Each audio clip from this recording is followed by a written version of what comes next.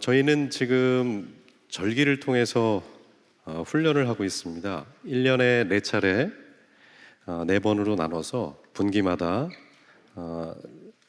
여러 훈련들을 하고 있는데, 이번에는 지금 환대라는 주제로 이 가을을 보내고 있죠. 그리고 다가오는 12월부터 1월, 2월에는 하나님과의 관계에 대한 또 훈련을 할 테고, 이렇게 분기마다 저희가 주제를 가지고 훈련을 하고 있는데, 이런 방식으로 하는 이유를 알고 계신가요? 네. 물론 광고도 하지만 필요한 것 같아서 한 번 더 생각해 보려고 하는데요. 우리가 풍성한 삶의 기초를 보다 보면 익숙하게 보는 그림이 있습니다. 한번 사진을 보실까요? 네, 이거 뭐 다 아는 그림이죠. 우리 그리스도인으로서 성장한다는 것은 이 4가지 관계 안에서 성장한다는 것을 의미한다는 것을 우리가 잘 숙지하고 이해하고 있습니다. 그래서 이 그림을 보면서 우린 정기적으로 묻습니다. 그리고 이 시간에도 물어볼 수 있겠죠. 4가지 관계 안에서 정말 균형 있게 잘 성장하고 계세요? 한번 스스로에게 질문해 보세요. 올해 하나님과의 관계가 좀 더 깊어지고 단단해졌다라고 생각이 드세요? 또 한편으로 우리에게 주어진 사람들을 사랑하는 일에 조금 더 내가 성장했구나, 지난해보다 올해 내가 성장했구나 라는 생각이 드세요? 또 깨어진 세상에서 내가 하고 있는 일을 통해서 하나님의 정의가 좀 드러난다, 내가 하고 있는 일이 그냥 돈 벌기 위해서 죽자 사자 하는 일이 아니고 이 일을 통해서 내가 조금 더 소명감을 가지고 이 세상에 참여한다고 느끼고 있다 라는 어떤 좀 생각의 전환이나 성장이 있다고 생각이 드십니까? 네, 아멘 하셨습니다. 네.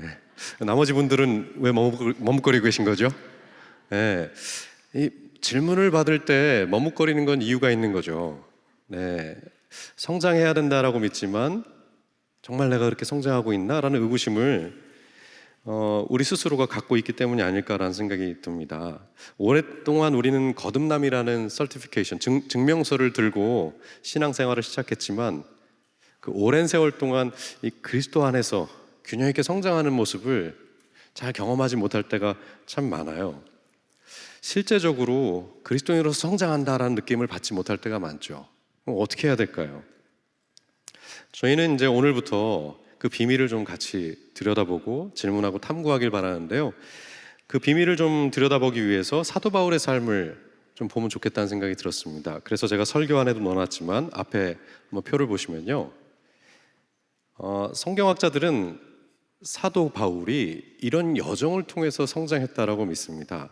특별히 1차, 2차, 3차 이 전도 여행 과정을 통해서 사도 바울이 그리스도인으로서 성장했다고 믿어요. 어떤 면에서 그런 성장을 경험했을까? 우리가 그런 것들을 이제 좀 생각해 볼 텐데, 중요한 건 이겁니다. 사도 바울의 성장 여정을 들여다보면 우리가 생각하는 학교가 없었다는 겁니다. 무언가 여기서 이 편으로 성장하려면 이런 학교를 가서 열심히 공부한 다음에 그 다음 학교로 진학하는 과정이 있을 거라고 생각하는데, 이 그림에서도 이 표에서도 보시지만 길에서 삶의 자리에서의 경험을 통해서 사도 바울이 성장했다는 것이 아주 중요한 특징이에요. 이건 우리의 편견을 돌아보게 하는 아주 중요한 지점이라는 생각이 듭니다. 잠깐도 말씀드렸지만 우리는 성장, 배움하면 자꾸 학교를 떠올리는 경향이 있습니다. 그리스도인으로 성장하려면 우리가 그런 집중적이고 정기적인 코스를 통해서 성장한다는 편견을 가질 때가 많아요. 그런데 사도 바울의 삶을 들여다보면 사도 바울은 우리가 생각하는 학업 과정을 통해서 성장하지 않습니다. 많은 정보를 듣고 그것을 이해하고 소화하고 동의하면서 그 다음 과정으로 진급하는 그런 프로세스를 거치지 않는다는 거죠. 보시면 아시겠지만 부딪혀오는 삶의 자리에서의 경험을 성찰하고 돌아보면서 성장하고 있다는 게 아주 중요한 특징입니다. 결국 사도 바울의 성장 여정은 성장한다는 것이 무엇인가를 조금 다른 각도에서 보게 해요. 그리스도인들은 결국 집중된 커리큘럼 안에서 성장하지 않고 부딪혀온 경험을 통해서 성장한다는 것이죠. 이게 너무 당연한 말인 것 같지만 사실 오늘부터 우리가 살펴볼 내용이 이겁니다. 사도 바울이 성장한다는 것을 어떻게 우리에게 그려주고 있지? 부딪혀오는 경험 안에서 배운다는 게 뭐지? 라는 질문과 함께 오늘부터 사도행전의 이야기를 들여다보려고 하는데요. 오늘은 두 사람의 경험을 좀 살펴보려고 합니다. 첫 번째는 아나니아이고 두 번째는 우리가 잘 아는 사울의 경험인데요. 먼저 아나니아의 경험을 좀 볼 텐데 그 전에 우리가 성경을 한번 읽어볼까요? 이 9장 제가 가져온 본문이 9장 몇 절부터 가져왔죠? 한번 본문을 띄워봐 주시겠어요? 네, 10절부터 한번 그 경험들을 한번 읽어볼 텐데 10절부터 한번 읽어보시겠습니다. 같이 읽겠습니다. 시작.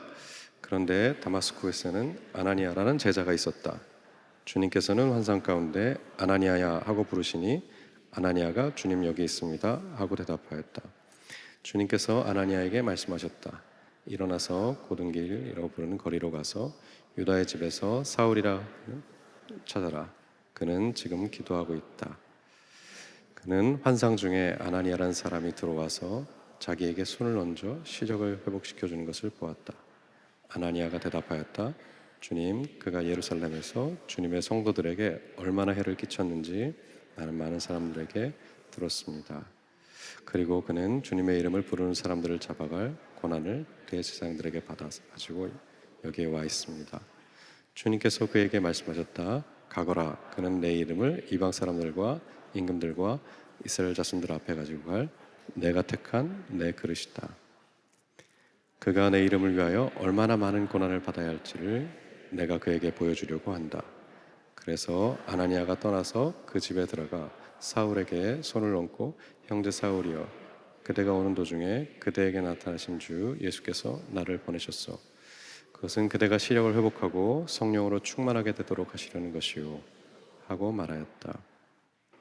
곧 사울의 눈에서 비늘 같은 것이 떨어져 나가고 그는 시력을 회복하였다. 그리고 그는 일어나서 세례를 받고 음식을 먹고 힘을 얻었다. 며칠 동안 다마스쿠스에 있는 제자들과 함께 지냈다. 그런 다음에 그는 곧 여러 회당에서 예수가 하나님의 아들이심을 선포했다. 네, 두 사람의 경험을 좀 생각해 보려고 하는데 먼저는 아나니아의 경험입니다. 아나니아는 우리에게 잘 알려지지 않은 인물입니다. 성경에 기록된 정보가 그렇게 많지 않은데요. 이 사람이 예루살렘 밖에 때 흩어져서 다마스쿠스에 오게 되었는지 아니면 다마스쿠스에 살고 있는데 거기서 복음을 듣고 예수의 제자가 되었는지는 분명하지 않아요. 흥미로운 것은 그를 가리켜서 제자라고 표현하고 있고 하나님께서 그에게 구체적인 어려운 명령을 요구하셨다는 것입니다. 그래서 그 명령을 보면 10절부터 12절을 보시면 다시 한번 보실까요? 어떤 명령을 하고 계십니까? 네, 고든 길이라는 길 가운데 있는 유다의 집에 사울이라는 사람 5사람을 찾아라. 그 사람이 너를 만나길 기대하고 있다 라는 내용의 구체적인 명령이었어요. 유다의 집에 있는 사울을 찾아가라. 만약 오늘 여러분에게 하나님께서 이런 감동을 주신다면 여러분은 어떻게 반응하시겠습니까? 지금 네가 찾아갈 사람이 있어. 네 집으로 돌아가거든 그 사람의 집 문을 두들겨봐. 그 사람이 널 만나길 고대하고 있을 거야. 뭐 이런 부탁을 하나님께서 여러분에게 하신다면 여러분 어떻게 반응하시겠어요? 물론 반응이 쉽진 않죠. 그럼에도 불구하고 새로운 관계를 즐기는 성향의 분들이라면 아마 되게 흥미롭게 이게 무슨 일일까? 라고 기대하는 마음으로 움직이실 거고 소극적이고 내성적인 분들이라면 이런 명령을 하시는 주님에 대해서 어떤 생각이 들까요? 아시면서 왜 이러시지? 아마 이런 부담스러운 마음이 들 거예요. 그런데 아나니아는 성향이 어떠하냐, 그가 적극적인 사람이냐 소극적인 사람이냐 라는 문제보다 조금 더 심각한 문제를 갖고 있었는데 그게 뭐였을까요? 13절부터 14절인데요 13절 14절 제가 읽어드릴게요. 아나니아가 대답하였다. 주님, 그가 예루살렘에서 주님의 성도들에게 얼마나 해를 끼쳤는지를 나는 많은 사람에게 들었습니다. 그리고 그는 주님의 이름을 부르는 사람들을 잡아갈 고난을 대제사장들에게 받아가지고 여기에 와 있습니다. 어떤 문제가 있는 겁니까? 이게 성향의 문제가 아니죠. 그에 대해서 들었습니다. 그가 누군지 아십니까? 사울이 누군지 아세요? 이런 반문을 통해서 그가 사울을 만나기 위한 큰 장애물을 갖고 있다는 것을 보여주죠. 사울은 누굽니까? 우리가 잘 아는 대로 그는 로마 시민권자입니다. 다른 어떤 노예들이나 이주민과 달리 여행할 자유를 갖고 있었고 자신의 법적인 권리를 주장할 수 있는 로마 시민이었습니다. 또 한편으로서 유대인이기도 했습니다. 사도행전 22장에 보면 그는 아주 자랑스럽게 자신의 출신을 유대인이라고 밝혀요. 가말리아 학파에서 공부했던 엘리트 유대인이었다는 것을 분명하게 밝힙니다. 다소에서 태어났지만 대부분의 시간을 예루살렘에서 보내면서 정통 유대인으로 성장해왔죠. 다시 말해서 이 세상은 유대인과 비유대인으로 나뉘어라는 아주 선명한 구분 속에서 그가 성장해왔다는 것을 알 수 있습니다. 근데 이런 보편적인 배경 외에도 그에겐 심각한 어떤 사실이 있었는데, 그것은 우리가 방금 읽은 것처럼 어떤 문제가 있는 거죠? 예수 믿는 사람들을 열정적으로 박해하던 사람이었다는 겁니다. 합법적인 권한, 자기가 갖고 있는 권한을 가지고 이곳저곳에서 그리스도인들을 처벌하기로 이리저리 뛰어다녔던 사람이었다는 거죠. 왜 그랬을까요? 사울이 왜 유독 그리스도인들을 미워하면서 합법적으로 이들을 처벌하기를 기대하면서 애써온 삶을 살았을까요? 그 이유를 우린 잘 모릅니다. 추측할 수 있을 뿐이죠. 아니, 애써온 자신의 그 정체성, 유대인이면서 로마 시민으로 자라온 그 정체성에 뭔가를 건드리는 불편함이 있었을까? 뭐 그런 것도 생각해 볼 수 있고요. 또 한편으로 자신이 갖고 있는 유대의 어떤 유대인으로서의 특별한 지위와 책임이 그리스도인들이 이대로 놔둬서는 안 된다라는 어떤 의식을 발현하게 했는지도 모르겠어요. 중요한 건 이겁니다. 충동적이기보다는 의도적으로 분명한 확신을 가지고 움직였다는 것이죠.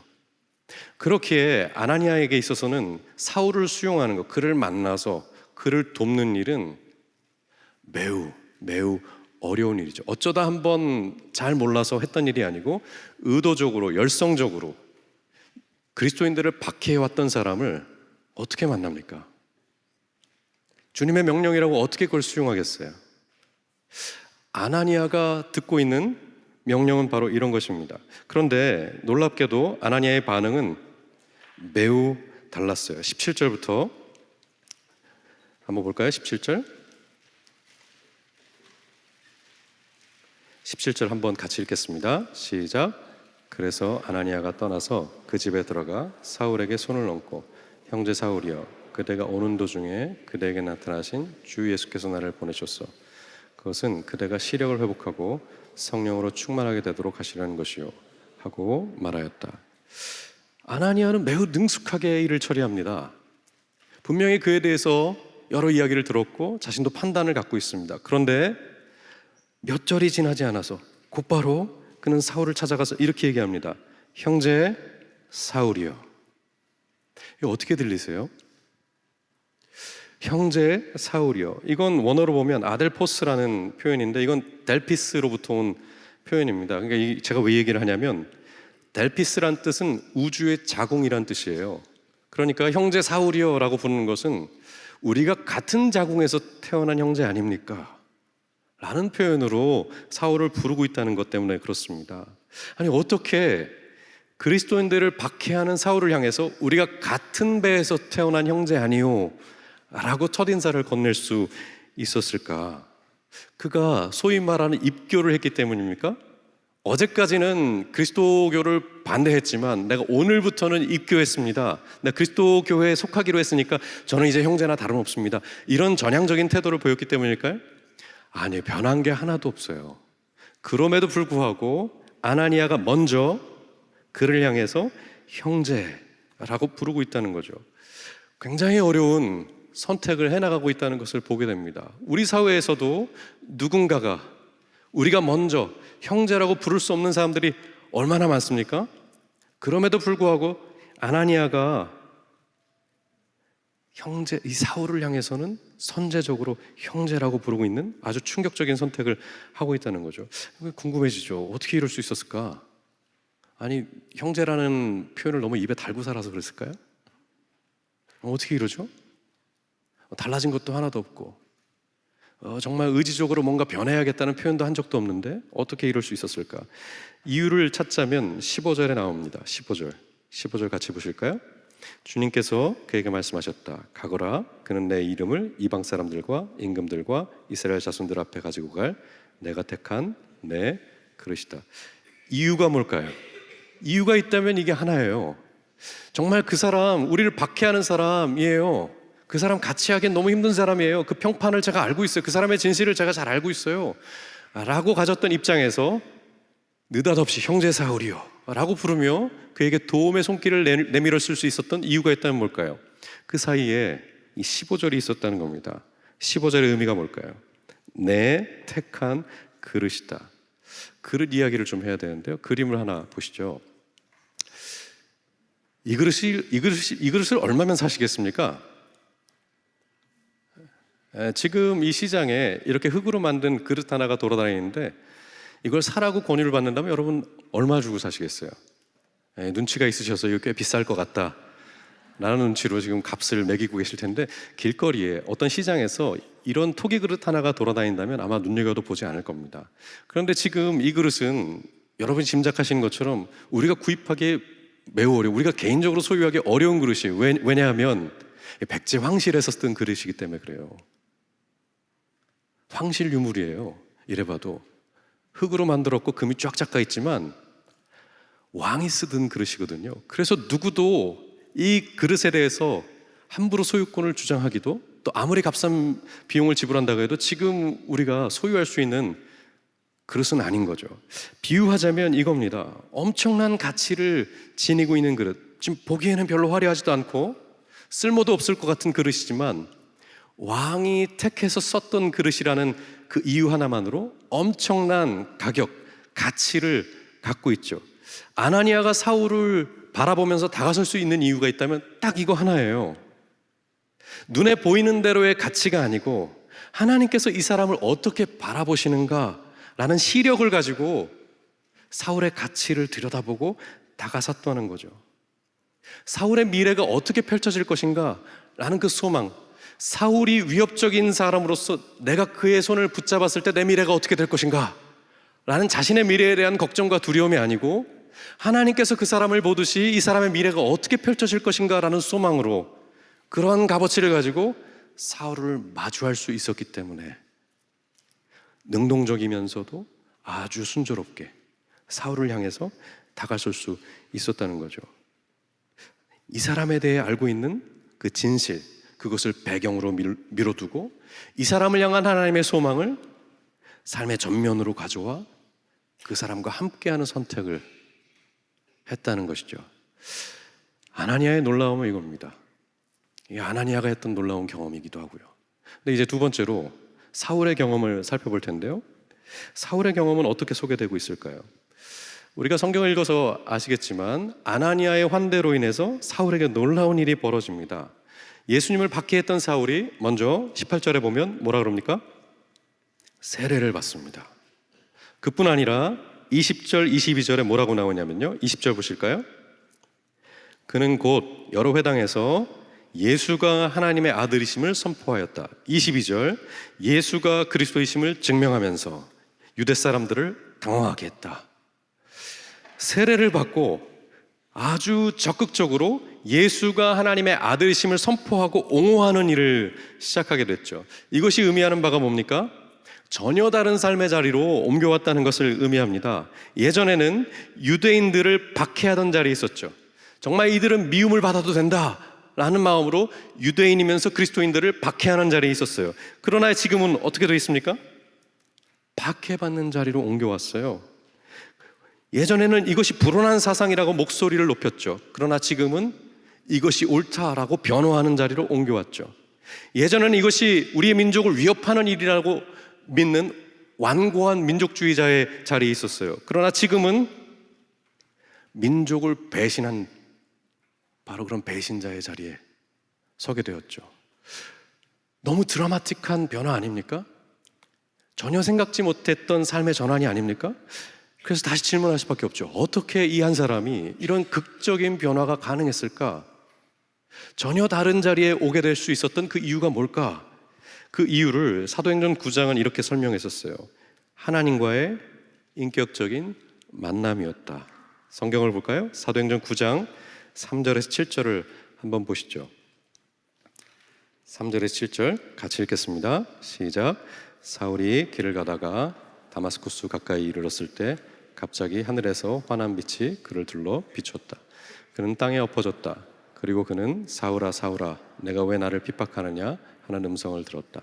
그래서 그가 주님 누구십니까 하고 물으니 나는 내가 핍박하는 예수다.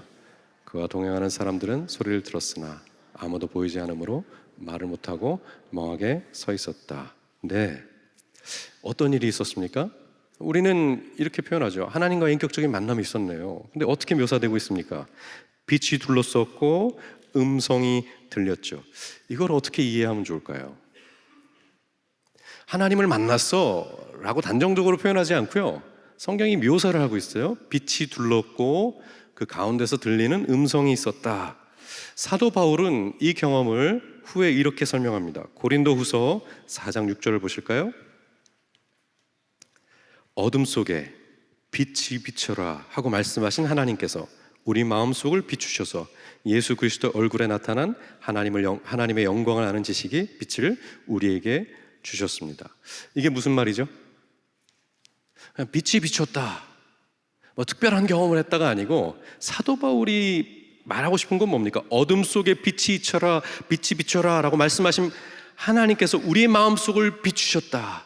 다시 말해서 뭡니까? 창조 때 아무것도 없던 곳에서 무언가를 들여놓던 그 놀라운 손길이, 그 창조의 역사가 내 마음에 일어난 거야. 이전에 없었는데 빛이 있어라 라고 말씀하신 그 말씀이 무언가를 만들듯이 내 안에 그리스도를 향해서 깨어나도록 살아있도록 무언가를 만든 일이야 라고 말하고 있다는 거죠. 그래서 주의 깊게 보세요. 7절을 보시면 7절에 뭐라고 되어 있습니까? 그와 동행하는 사람들은 소리를 들었으나 아무도 보이지 않으므로 말을 못하고 멍하게 서 있었다. 이 표현이 중요한 이유가 뭘까요? 동행한 사람들도 빛을 보고 소리를 듣죠. 근데 이게 무슨 소리인지, 이게 무슨 빛인지 알 겨를이 없었던 거예요. 이게 무슨 놀랄만한 사건이 벌어지긴 하는데 이게 무슨 소리가 들리긴 하는데 이게 무슨 소리지? 뭔가 환하게 보고 비추긴 하는데 이게 무슨 일이지? 라고 알아차리거나 깨닫거나 감각하지 못했던 거죠. 그냥 소리가 있고 빛이 있었다는 것만 알고 있죠. 그러나 그 동일한 사건을 겪으면서 딱 한 사람이 바뀝니다. 누구죠? 사울이요. 이 빛이 어떤 빛이고 이 목소리가 어떤 내용으로 나에게 말을 걸어오는지를 들었다고 얘기하는 거죠. 다시 말해서 사울의 회심 장면을 통해서 빛이 비춰지고 말씀이 들리기 시작했다라는 것을 통해서 우리는 하나님과 인격적인 만남이 있었네요 라고 함축해서 단정적으로 말하지만 성령이 설명하고 싶은 내용은 그보다 풍성한 거죠. 무슨 내용을 말하고 싶은 거죠? 하나님이 들리도록 그의 마음을 돌이키신 거구나. 그의 마음 안에 그분을 알아볼 수 있는 눈을, 감각을 열어두신 거구나. 이건 성경이 계속 주장하는 바입니다. 요한복음 3장에 보면 요한은 이런 표현을 했었어요. 보실까요? 3장 19절에서 20절 같이 한번 읽겠습니다. 시작. 빛이 세상에 들어왔지만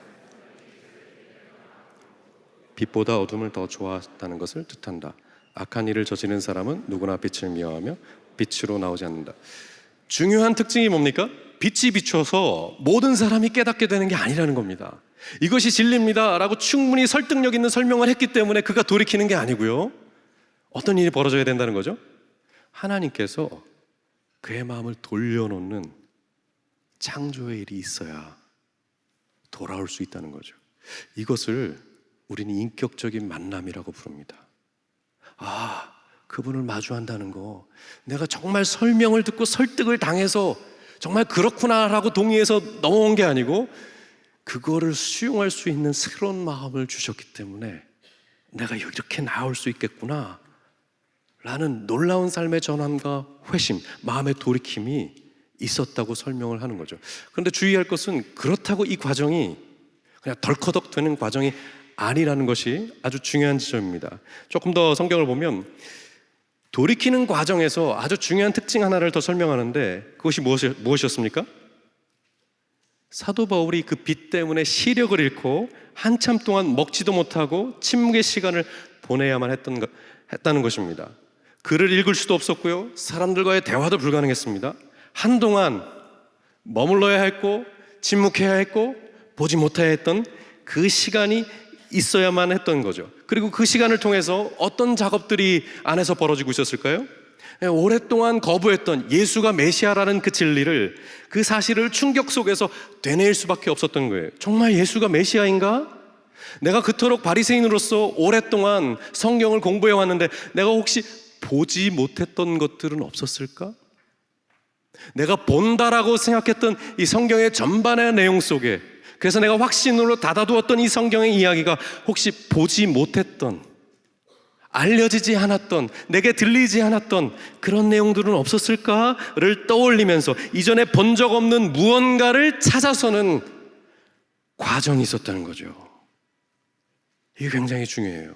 제가 왜 그렇게 얘기하냐면, 보세요. 사도행전 7장 51절에서 52절, 우린 스데반의 설교를 읽게 될 겁니다.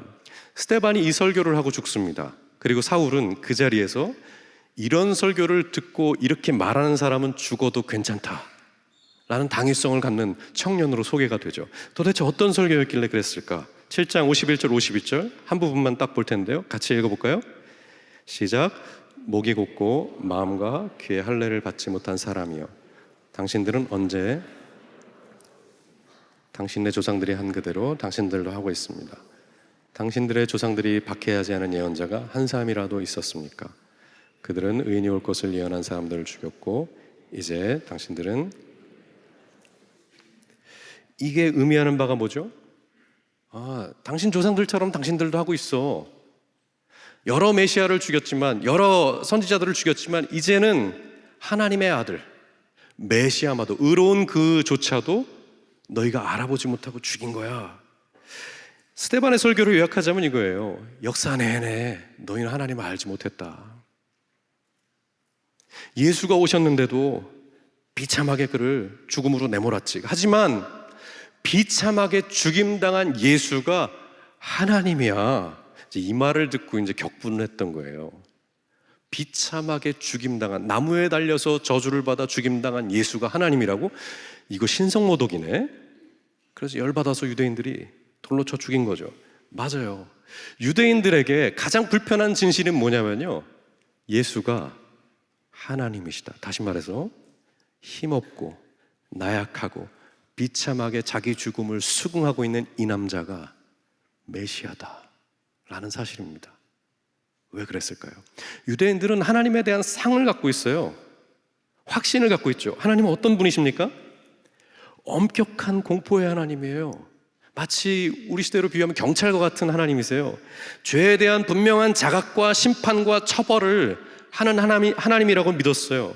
그래서 항상 유대인들은 저 두려움 없이 살아가는 이방인들을 하나님 지옥의 땔감으로 써주세요 라는 확신을 갖고 이방 사람들을 대했었죠. 쟤네들은 하나님을 향한 두려움이 없어. 하나님 어떤 분인지 모르는 거야. 항상 그래서 저들에게 처벌이 합당하다라고 믿었어요. 반면에 엄격하게 하나님의 뜻을 생각하고 따르려는 자신들에 대해서는 어떤 생각을 했었을까요? 하나님이 그러하기 때문에 우리를 기뻐하실 거야.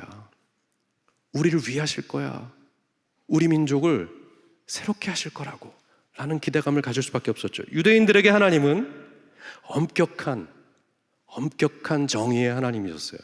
또 한편 유대인에게 하나님은 고통을 받는 일보다 희생을 강요하는 하나님이셨죠. 야, 신과의 올바른 관계가 있다면 sacrifice, 희생이 필요해. 정말 나를 만족시키고 싶으면 헌신해야지, 희생해야지, 아끼지 말아야지.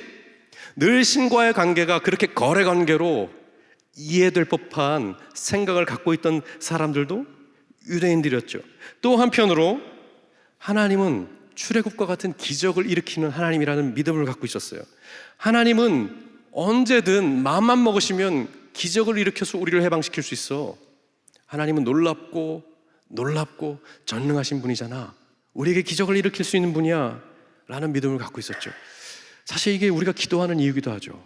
하나님이 엄격한 분이기 때문에 늘 두려움으로 신앙생활 할 때도 있고요, 또 하나님이 우리가 늘 희생을 강요한다라고 암묵적으로 자꾸 전제하기 때문에 무언가 헌신하고 드리지 않으면 껄끄러움을 갖는 것도 우리의 마음이기도 합니다. 또 한편으로 하나님이 기적을 일으킨다는 기대감을 갖고 교회를 나오기도 해요. 이번 일에서만큼은 당신의 어떤 손길이 있겠죠.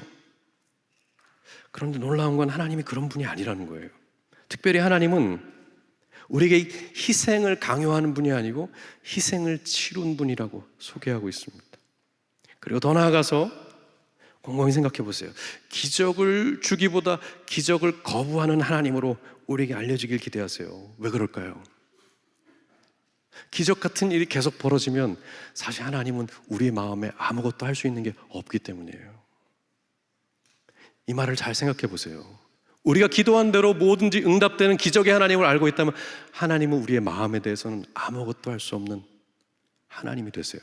그리고 우리는 평생 유아처럼 자라지 않고 뭔가를 주세요 라는 신앙에 머물게 되죠. 바울에게 있어서도 그런 하나님에 대한 상이 있었고 그 상이 자신의 삶을 끌어가는 중요한 동력이었습니다. 그런데 스데반의 설교를 통해서 그리고 자신의 경험을 통해서 예수가 하나님일 수 있다는 새로운 틈이 열리고 새로운 길이 열리게 된 거죠. 그래서 결국에는 수용하게 됩니다. 뭘 수용한 거죠? 뭘 수용한 겁니까?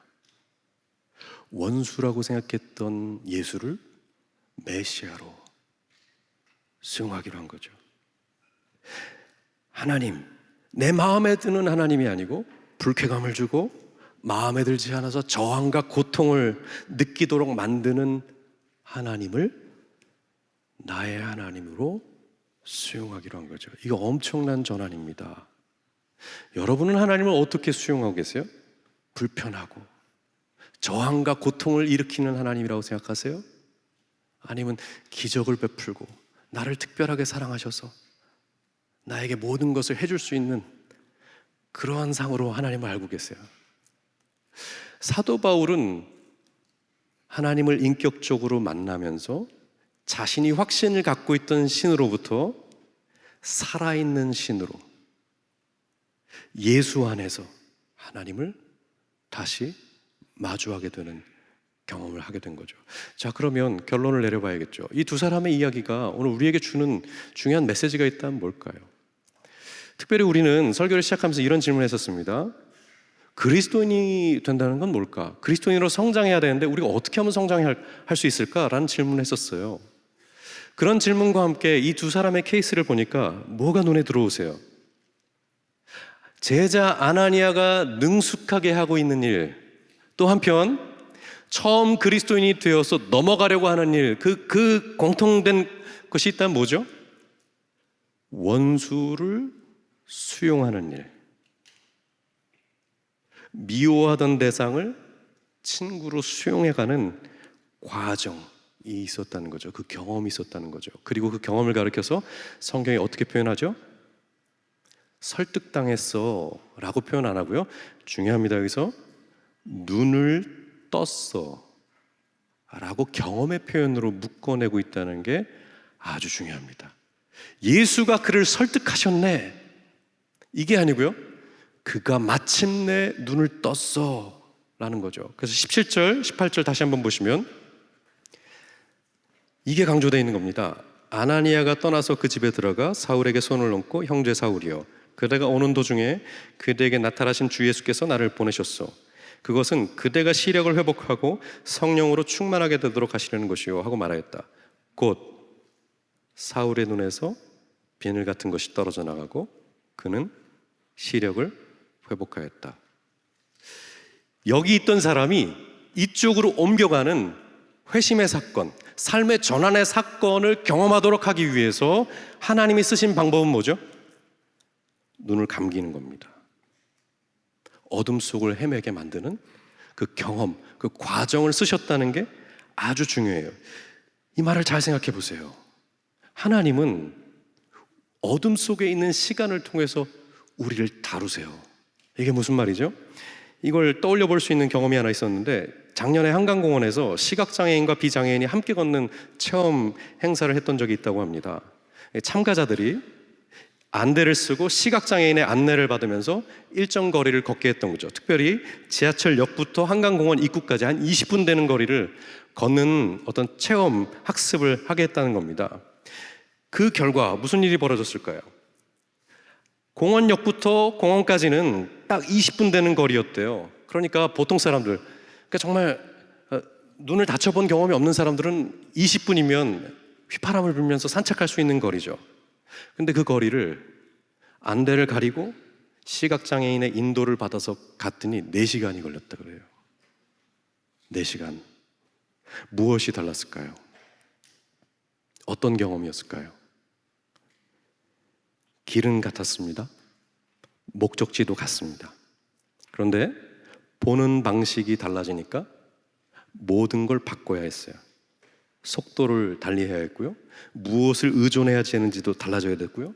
위험한 것과 위험하지 않은 것을 가리는 그 분별력도 달라져야 했어요. 그리고 심지어 내 옆에 누군가가 있어야 하는가, 누가 내 옆에 있어야 하는가 라는 것도 다르게 생각해야만 했던 것이죠. 만약 여러분이 이 비슷한 체험을 하고 싶으시면 집에서도 할 수 있습니다. 집에서 눈을 감고 평소 가던 화장실을 그냥 걸어가 보세요. 몇 분이나 걸리는지. 보통 때 같으면 한 2-3걸음이면 갈 거리를 눈을 감고 걷기 시작하면 전혀 다른 것들이 경험되기 시작하죠. 이미 알고 있다고 생각했던 곳이 낯설어지고 위험한 곳이 되어서 누군가의 손을 붙잡지 않고는 걸어갈 수 없는 새로운 세상이 펼쳐지죠. 하나님이 의도하시는 게 이거예요.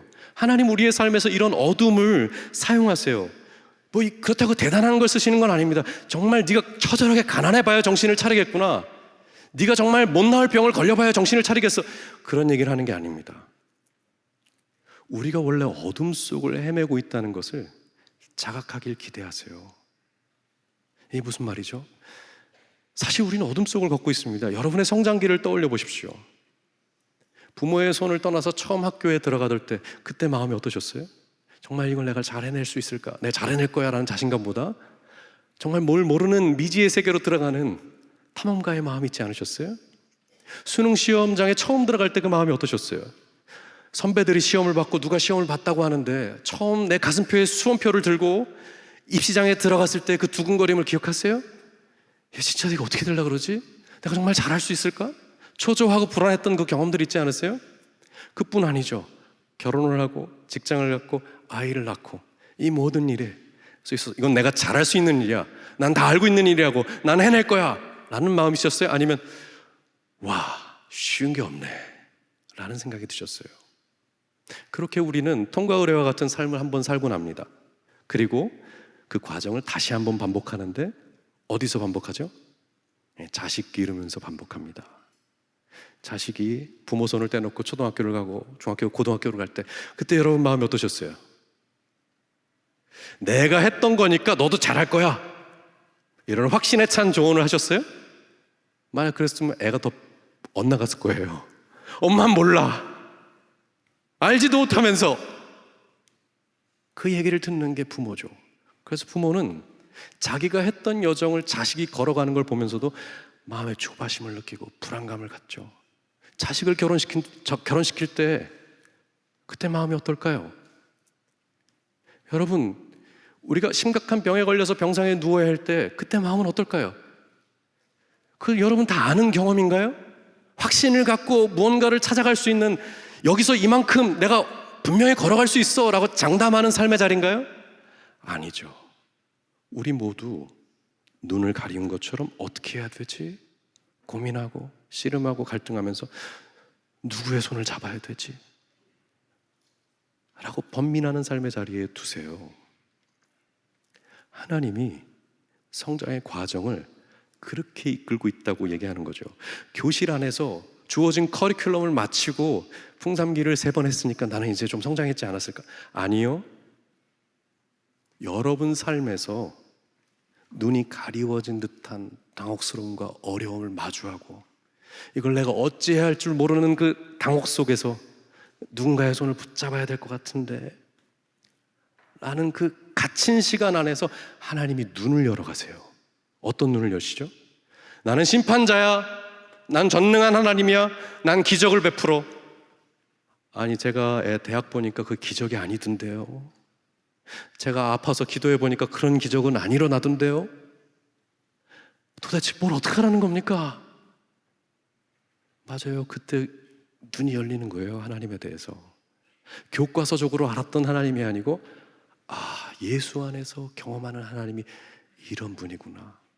이 병상에 조용히 찾아와 같이 울어주고 손을 붙잡아줄 수 있는, 내 삶에 같이 걸어와 함께 하시는, 성육신 하시는 그런 하나님이시구나 라는 비늘이 벗겨지기 시작하죠. 또 한편으로 우리는 고통스러운 삶의 경험을 통해서 타자를 바라보는 비늘도 벗겨집니다. 절대 이해할 수 없어 라고 말했던 대상에 대해서 비슷한 경험을 갖고 있다는 이야기를 들으면 공감하기 시작해요. 너도 아팠구나. 너도 힘들었겠어. 같이 헤매던 그 과정들을 공감하기 시작하면서 비로소 바운더리가 필요해, 내가 너에 대해서는 할 말이 없어 라고 선을 그었던 대상들을 환영하는 용기와 힘도 갖게 되죠. 사도 바울의 경험이 바로 이거였다고 얘기하는 겁니다. 얼마나 교과서적으로 하나님을 알았겠어요? 그런데 정말 살아있는 하나님을 만나려면, 예수 안에 하나님을 만나려면 어두워진 세월이 필요했다. 누군가에게 손 내밀어서 같이 하자고 할 만큼 도움을 요청해야 하는 세월이 필요했고, 그것을 걸으면서 비로소 자신만만했던 세계를 떠나 물어야 하고 도움을 요청해야 하는 새로운 세계로 넘어오기 시작했다 라고 성경이 우리에게 증언하고 있는 거죠. 그래서 여러분 기억하셔야 돼요. 로마서는 그래서 이렇게 얘기할 수밖에 없었던 거예요. 이런 맥락을 가지고 로마서 12장을 같이 한번 읽어보시죠. 1절, 2절 같이 한번 읽어볼까요? 시작. 형제자매 여러분, 그러므로 나는 하나님의 자비하심을 힘입어 여러분에게 권합니다. 여러분의 몸을 하나님께서 기뻐하실 거룩한 산 제물로 드리십시오. 이것이 여러분이 드릴 합당한 예배입니다. 여러분은 이 시대의 풍조를 본받지 말고 마음을 새롭게 함으로 변화를 받아서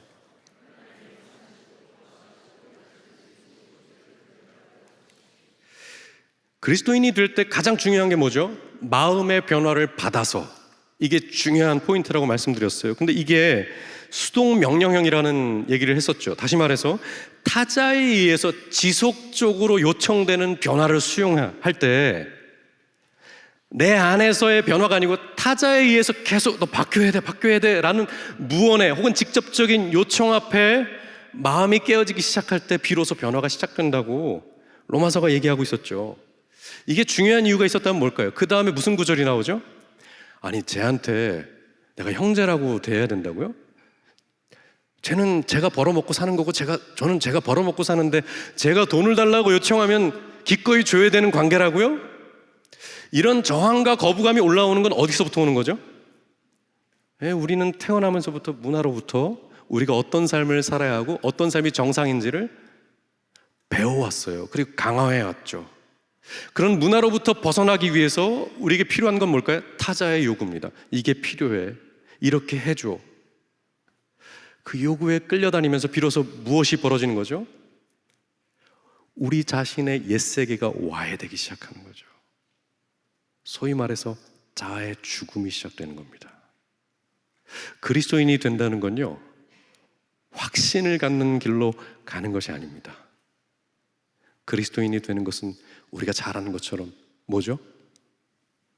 옛사람의 죽음을 넘어 부활의 새 창조로 들어가는 새로운 경험인 것입니다. 그래서 제가 로완 윌리엄스의 표현을 이렇게 써놨었죠. 한번 보실까요? 자막에 조금 더 길게 해놓고요, 설교 안에도 다른 것들을 넣어놓긴 했는데요, 보시죠. 이웃을 형제로 얻기 위해 나 자신이 죽어야 한다. 이웃의 영적 상태에 대해서 왈가불가할 수 있는 권리를 지녔다고 간주하는 내가 죽어야 한다. 누군가를 진정으로 수용한다는 것은요, 뭘 전제하고 있는 거죠? 마음이 너그러워서 그런 게 아니에요. 목자 여러분 아마 공감하실 거예요. 목자님들 가정교회 하시면서 어떠세요? 누군가를 수용한다고 할 때 어떤 마음이 드세요? 나보고 죽으라는 거구나. 나보고 죽으라는 거야. 그런 마음 들지 않으세요? 맞아요. 공동체를 통해서 계속 도전받고 요구받는 것은 죽었는데 또 죽으래요. 만약 죽지 않는다면 어떤 일이 벌어질까요? 설교 안에 제가 써놨는데요, 로완 윌리엄스 이렇게 뒷받쳐서 얘기합니다. 이웃이 하나님과 만나는데 실패한다면 우리는 또 다른 죽음에 직면하게 됩니다. 바로 그리스도와 우리가 맺고 있는 관계의 죽음 말이죠. 누군가를 수용할 힘이 없다면 그때부터 비극이 시작됩니다. 무슨 비극이요? 하나님과 여러분 사이의 죽음이 시작됩니다. 아나니아와 사울의 이야기를 생각해 보세요. 제자가 된다는 거, 그리스도인 된다는 게 어떤 의미입니까? 사울을 품어라. 못하는데요? 안 되는데요? 제가 알고 있는 바가 있는데요? 라고 거절하기 시작했을 때 무슨 일이 벌어질까요? 주님과 아나니아의 사이는 죽음이 시작되는 거겠죠. 그리스도인으로 성장한다는 건 그렇기 때문에 반드시 무엇이 필요한 것입니까? 여러분의 죽음이 요청되는 일입니다. 여러분이 알고 있는 확신을 강화하는 일이 아니고요, 내가 정말 알았다, 이거다 라고 단단하게 딛고 있는 그라운드들, 땅들이 무너져 내려서 이게 뭐지? 여기서 내가 어떻게 해야 되는 거지? 라고 여러분이 갖고 있었던 선입견과 편견, 익숙했던 자아의 습관들이 죽어가는 과정이 있을 때, 그것이 시작이었기 때문에 성장도 그런 죽음이 동반돼야만 성장한다고 얘기하는 거죠. 그러면 어떻게 해야 될까요? 말씀을 정리하고 싶은데요, 제가 이 말씀을 준비하면서 한국 사례를 가져오고 싶은데 너무 부담이 됐어요. 한국 이야기를 하면 굉장히 좋은데, 근데 한국 이야기하면 싸움 날 것 같아서 제가 미국 이야기를 가져왔습니다. 찰리 커크라는 인물 아십니까? 최근에 안타까운 죽음이 있었죠. 총에 맞아서 죽게 되는 이런 일이 벌어졌는데, 안타까운 죽음입니다. 근데 제가 이 상황을 보면서 가슴 아팠던 건 이 사람을 순교자로 만드는 일들을 교회가 하고 있어서 그것 때문에 너무 가슴이 아팠어요. 찰리 커크라는 인물은 아시는 분들 아시겠지만 소위 말해서 DEI, 다양성, 공정성, 포용성, 기존에 갖고 있었던 미국의 정책에 반대하는 인물입니다. 쉽게 말하면 흑인 비행 조종사를 고용하면 소수민족 우선 정책으로 뽑은 거기 때문에 백인들을 차별하는 행위야 라고 반감을 갖고 미국의 정책에 분명한 반대를 표현했던 사람이죠. 이민의 문을 닫고 불법 체류자 때문에 범죄가 늘어나고 있으니까 몰아내야 된다 라는 발언을 했던 사람입니다. 그런데 최근 그의 사망 이후에 당혹스러운 일이 벌어지기 시작했는데, 물론 이 발언 때문에 미국이 극단화되기 시작하기도 했죠. 문제는 제가 문제 삼고 싶은 건 이거예요. 교회가 동조하기 시작했다는 겁니다. 교회가 이런 신념을 더 강하게 수용하고 증언하는 일을 하게 됐다는 거죠. 왜 그럴까요? 이게 정치적으로 좌파가 있고 우파가 있기 때문이 아니에요. 냉전 체제를 지나고 금융자본주의 시대를 지나면서 이게 교회의 정체성으로 깊이 들어와 있기 때문에 설득해도 들리지 않는 아주 확고한 미국식 기독교로 자리 잡고 있기 때문이죠. 이런 일은 한국에서도 계속 일어나는 중입니다. 어떻게 해야 될까요? 제가 말씀드리잖아요. 이건 정체성이기 때문에 설득해서 안 된다고. 서로 이거 갖고 얘기하기 시작하면 싸움밖에 안 나죠. 어떻게 해야 되죠? 어떤 분들은 이런 류의 기독교를 반기는 분들이 있을 거예요. 정말 그렇지, 우리는 그런 확신을 가지고 살기등등한 모습을 보여줘야지. 설교적 표현입니다. 확신을 가지고 살기등등하게 아니라고, 아닌 거에 대해서는 쳐내고 심판하고 분명한 입장을 표명하는 기독교를 선호하는 분들도 계시죠. 그러나 한편으론 이런 기독교의 모습을 보면서 회의하고 아파하면서 이건 교회가 아니야, 이러면 안 되는데 라는 마음을 갖고 계신 분들도 계실 거예요. 제가 오늘 이 아침에 말씀드릴 수 있는 것은, 만약 여러분이 이런 현실을 보면서, 이런 세계적인 현상을 보면서 아파하고 괴로워하면서 심지어 난 교회도 떠나고 싶어, 그런 회의를 갖게 되었다면 정상이라고 말씀드리고 싶습니다. 그건 여러분이 성장했다는 사인이에요. 청소년기에 들어섰다는 사인입니다.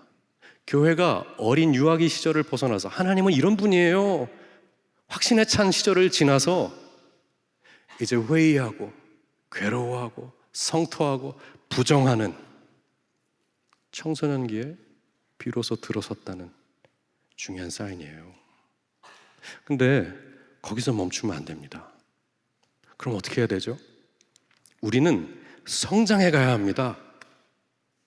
이전 기독교 시대를 넘어서 정말 기독교 신앙이 예수를 따른다는 것이 무엇인지를 알고 사랑하고 살아내는 일로 성장해야 됩니다. 그러려면 어떻게 해야 될까요?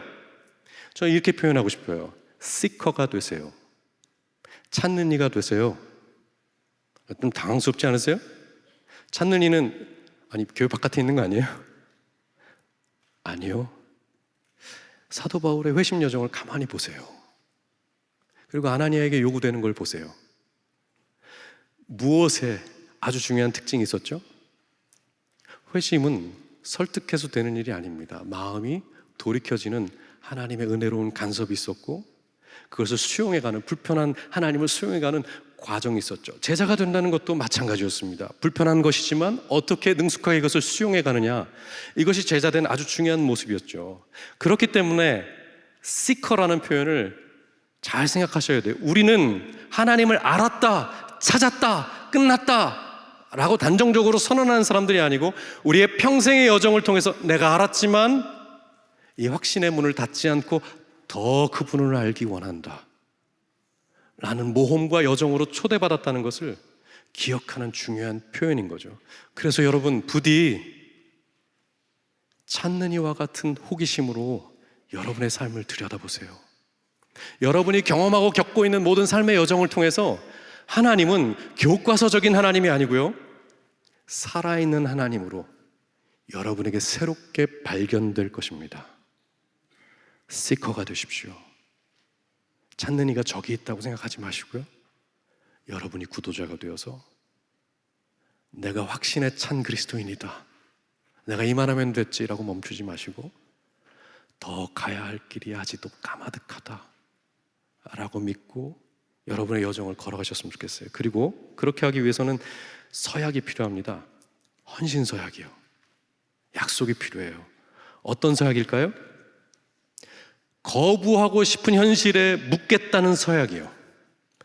이건 아니잖아요 라고 말하는 현실과 하나님, 제가 묶어보겠습니다. 이게 하나님, 저를 향한 하나님의 손길이라는 것을 믿고 내가 수용하고 이 안에서 내가 새로운 세계로 눈을 열어보겠습니다. 원하지 않는 사람들과 함께 하겠다는 서약도 필요합니다. 우리는 하늘가족 서약을 하고 언약가족 서약을 하고 헌신가족 서약을 합니다. 그 서약이 의미하는 바가 뭘까요? 잘할 수 있기 때문에요? 잘하기 때문이요? 아니에요. 어떤 의미죠? 원하지 않는 순간에도 함께 하겠다는 서약입니다. 왜요? 그래야 성장하거든요.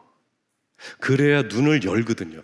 내가 알던 세계가 전부가 아니고 미처 알지 못하는 새로운 세계가 여기 있구나 라는 것을 원수된 이로부터 우리가 비로소 배울 수 있기 때문에 그렇습니다. 그렇기 때문에 시커가 되셔야 되고 서약을 하셔야 되고 더 나아가서 기도하셔야 합니다. 어떤 기도요? 하나님, 제가 이 현실에서, 제가 이 사람들에서 하나님이 보시는 그 시선, 그 시력을 갖도록 도와주세요. 저는 안 보입니다. 저는 이 사람의 평판밖에 안 보입니다. 저는 이 현실에 대한 아우성밖에 안 들립니다. 그러나 주님, 제 시선이, 제 시력이 열리기 시작한다면 저는 기꺼이 저를 내려놓고 당신이 주장하시는 소망에 저를 드리겠습니다 라고 말할 수 있기 때문이죠. 그렇기 때문에 이 말씀과 함께 그리스도인으로 성장한다는 것이 무엇인지를 다시 한번 숙고하고, 더 나아가 우리가 어떤 태도로 우리의 현실과 묶여 새롭게 성장해야 하는지를 다시 한번 돌아보고 살아내는 저와 여러분이 되었으면 좋겠습니다. 아멘. 잠시 1분간 침묵하겠습니다.